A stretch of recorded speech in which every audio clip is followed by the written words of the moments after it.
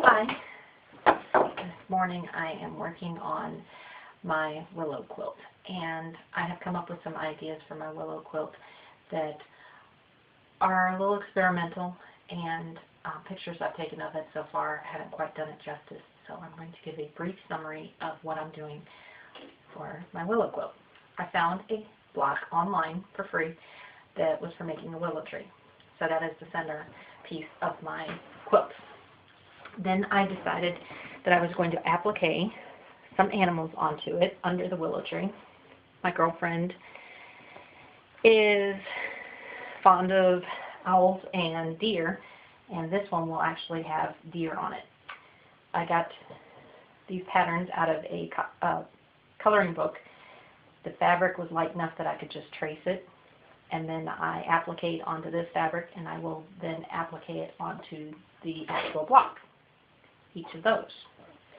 Then another girlfriend said I should have a squirrel on it, so I've tried a squirrel. I don't like the squirrel so far, so I am going to go online and find a simple drawing of a squirrel, and I'm going to try it on the same thing, this piece of white muslin, and I'm going to try to applique a little squirrel about similar size as this one right here, and that will also be appliqued onto the quilt block. Then I decided to try something different, even more 3D than regular machine applique.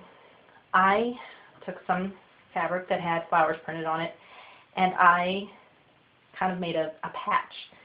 See, I used the fabric on the back side, batting in the middle, and then the flower on the front, and I zigzagged around it. And I'm going to place these. I did butterfly as well. Numerous flowers, another butterfly, a bird, and a couple beetles. And those are all going to be kind of stitched onto the fabric, but yet they'll have dimension. One thing I'm a little disappointed in them is how they curled. So I probably should have used like a fusible interfacing to keep the fabric flatter. But I am going to stitch it well to the block, so I'm not that worried about it. This has actually progressed as every little bit I've come up with more ideas I want to add. I decided to do like a grass type thing with the same three-dimensional idea.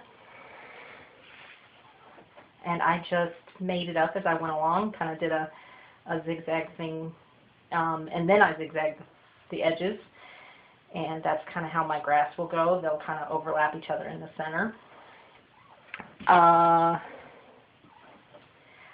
One more thing I want to tell you about is I'm a little worried about, like, this is for infants and they'll have them for a long time. They'll like grab these things and kind of try to rip them and stuff. So I am going to use a fusible interfacing. It's kind of like a, I don't know, t-shirt weight. It's a cotton with a little bit of fusible on one side. I'm going to use this on the back side of my block, and then I'm going to stitch this on. And then I'm going to, when I go to do the machine quilting of all the layers together, I will stitch these items down a little bit more because I can just see somebody grabbing hold of one and just yanking as hard as they can. So they need to be on there really, really strong.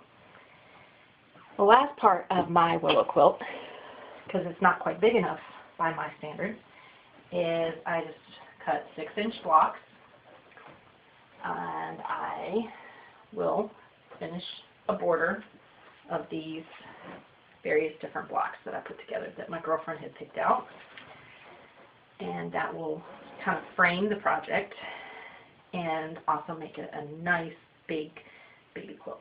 And there you are. That's a brief summary of what I'm doing halfway through my willow project.